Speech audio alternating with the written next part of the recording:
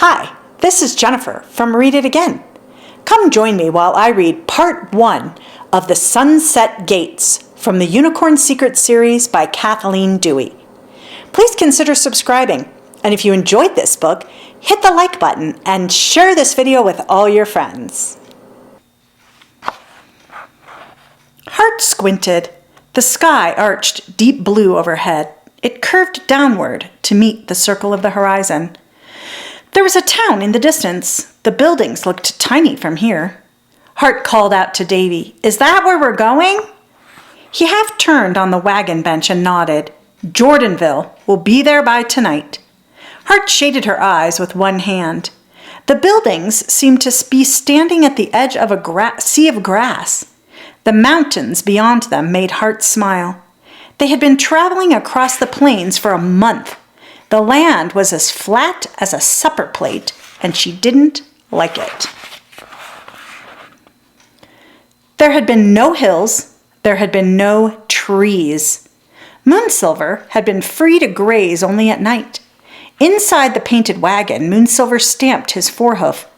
It was a hollow, impatient sound. He hated being cooped up, Hart knew, but there was no choice. Moonsilver's white coat made him all too easy to see here. His beautiful horn was impossible to hide. "We'll be in the mountains before long," she said in a soothing voice. "You'll be able to get out of the wagon more often." Hart glanced at the rocky peaks beyond the distant town. They looked gray, not green.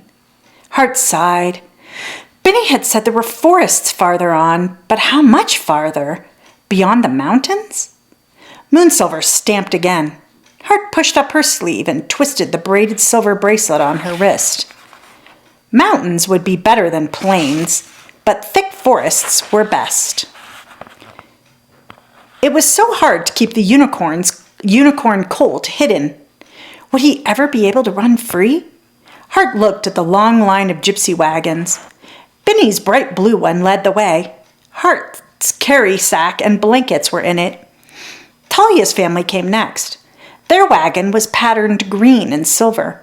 Then came Davy's cousin with their apple red wagon. Then Davy's parents and Josepha's older brother and his wife. Each wagon was like a flower, bright, different from all the rest. Gypsies were like that, Hart thought. Their clothes, their hair, their wagons, each person was different and lovely. The horses that weren't harnessed walked alongside the cavern of gypsies, grazing as they went. Some had halters, but most wore no tack at all. Sometimes Hart played at teaching Kip and Sadie to be herd dogs, but the horses needed little guidance. They were used to keeping pace with the wagons. Hart frowned. It was so unfair that Moonsilver had to ride inside a stuffy caravan. The stone-colored mountains in the distance reminded Hart of the mountains she dreamt about so often. She straightened her shoulders. She had to find her family somehow. The book she'd found in Lord Dunraven's castle might help. "If I can ever learn to read it," she whispered to the sky. Then she sighed. The woman she'd met in Yolen's Crossing had said it took weeks to learn the letters. The gypsies never stayed anywhere longer than a day or two. Hart kicked at a pebble. Kip whined softly and looked up at her. Hart patted him. He swung his tail from side to side. "I'm tired of hiding and worrying," Hart told him. Behind her, Avamere shook her mane. Hart turned to face the unicorn mare. Avamere reached out, blowing a warm breath along Hart's cheek. Hart kissed the mare's scarred forehead. "If I can find my family," she said quietly, "they will help us." Avamere switched her tail. "They will," Hart said, as if the mare had disagreed with her. But Hart knew she couldn't be sure. It didn't matter how much she wanted it to be true. Whoever her parents had been, they had left her by the river in Ash Grove. They had never come back to find her. Maybe they had left her because they just didn't want her.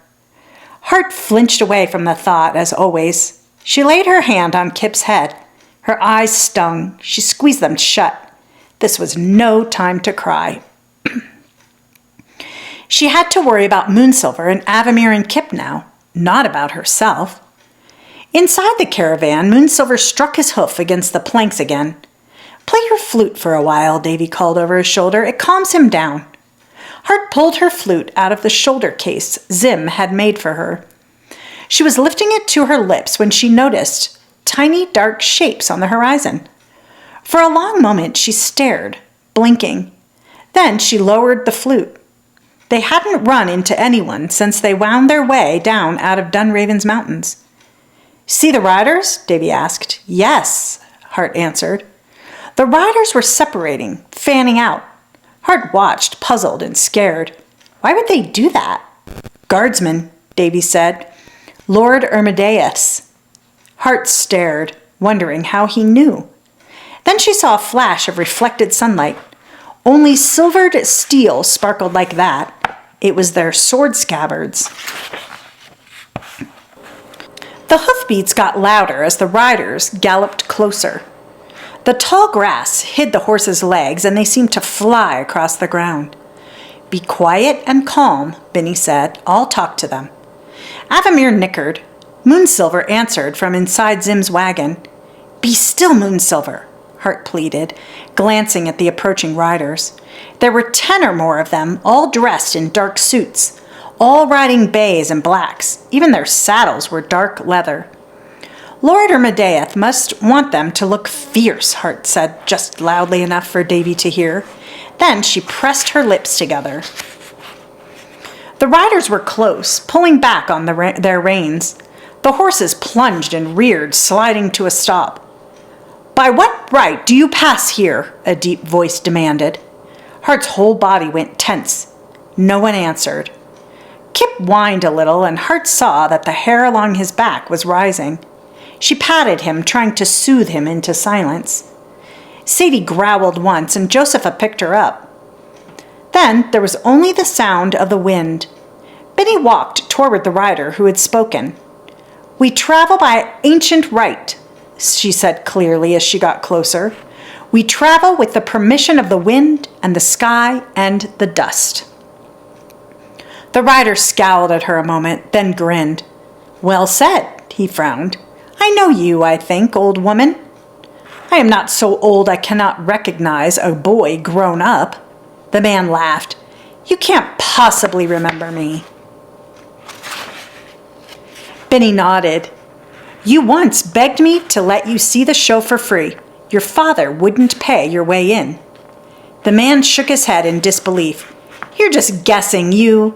Benny smiled. "It was that dusty little place straight east of Salzburg on the old pike." The man burst out laughing. "And you let me in." Benny smiled. "You must have charmed me." Hart's breath released itself in a soft sigh. Benny was amazing. These men didn't seem so dangerous now. Most of them were smiling. Now, if they would just leave soon. "I wanted to join your show," the man said. "Did you?" Benny said. "I am sure I said no." The man nodded. "You said boys should not leave their mothers too young." Benny nodded. "I still believe that." "We found one this morning," the rider said. "He won't tell us what he's up to." The man lifted one arm to point. Hart followed his gesture. One of the riders had a boy riding behind him. As Hart watched, the horse sidled uneasily among the gypsy wagons. As it turned, Hart saw the boy's face. She bit her lip. Tibbs? Tibbs Renner? What was he doing here? Hart stepped back so that he wouldn't see her. Her spirits sank. Tibbs had recognized her with the gypsies in Derrytown. She had heard him telling people that Moonsilver was a real unicorn. She had run away, afraid people would believe him. Had he been following her when the riders caught him? "We've heard rumors about unicorns," the rider said. Hart's thoughts scattered like startled sparrows. She held her breath. Benny laughed easily. She gestured at Avamere. "There's the mare we use. She isn't wearing her goat's horn just now." Avamere raised her head high as if she understood. Her forehead was stained from the pine gum they used to attach the goat horn. The rider laughed. Very clever. Where are you going? He asked Binny. Jordanville, she said, then along the high road to Lord Levin's domain. We always pay our town fees, she added. Hart peeked out at Tibbs. He was staring at the sky. What'll you do with the boy? Binny asked. The rider turned. Why? Do you know him? Binny shrugged. No. Has he stolen something? Is he in trouble? The rider shrugged. Maybe. Derrytown apprentice boys run away on this road. Lord Ermedeath expects us to return them back. Binny was so kind-hearted. Hart knew she wanted to help Tibbs. Hart watched, uneasy. Tibbs had been apprenticed to a blacksmith in Derrytown. That meant he had signed an agreement to work for 4 years without pay. It was fair. Apprentices learned a good trade during their 4-year term. The trade masters were paid for all their teaching by 4 years of the boys' work. It was a solemn agreement. Apprentices weren't allowed to leave until their 4 years were up. Hart frowned. Whether he had run away or left with permission, one thing was sure. Tibbs wasn't going home. Ash Grove lay in the opposite direction. Binny turned and caught Hart's eye. Her eyebrows arched. Hart shook her head slightly, pleading with her eyes. Binny sighed. She turned back to face the rider. We really haven't any use for another boy, I'm afraid, she said, though he looks honest enough to me.